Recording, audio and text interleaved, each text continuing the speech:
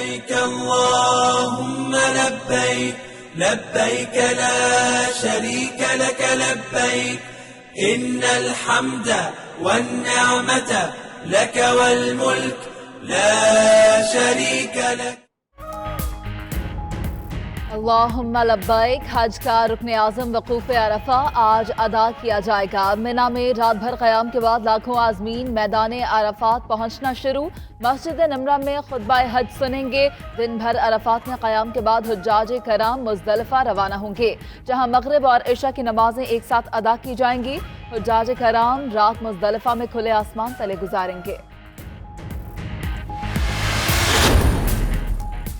مکہ مکرمہ میں خانہ کعبہ کا غلاف تبدیل کرنے کی روح پرور تقریب. قصوہ فیکٹری کے منتظمین، گورنر مکہ اور دیگر اہم شخصیات کی شرکت. غلاف کعبہ کی تیاری میں 120 کلو خالص سونا، 100 کلو چاندی اور 670 کلو گرام ریشم استعمال کیا گیا. غلاف پر قرآنی آیات بھی کندہ. غلاف کعبہ کی تیاری پر 70 لاکھ ریال لاگت آئی.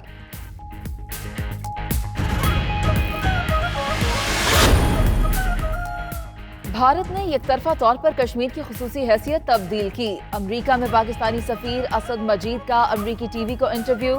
کہا مسئلہ کشمیر کے حل میں امریکہ اہم کردار ادا کر سکتا ہے.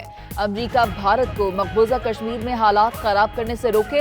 اقوام متحدہ سمیت عالمی برادری کشمیر کو متنازع تسلیم کرتی ہے. کشیدگی بڑھانا نہیں چاہتے مگر دراندازی کا بھرپور جواب دیا جائے گا.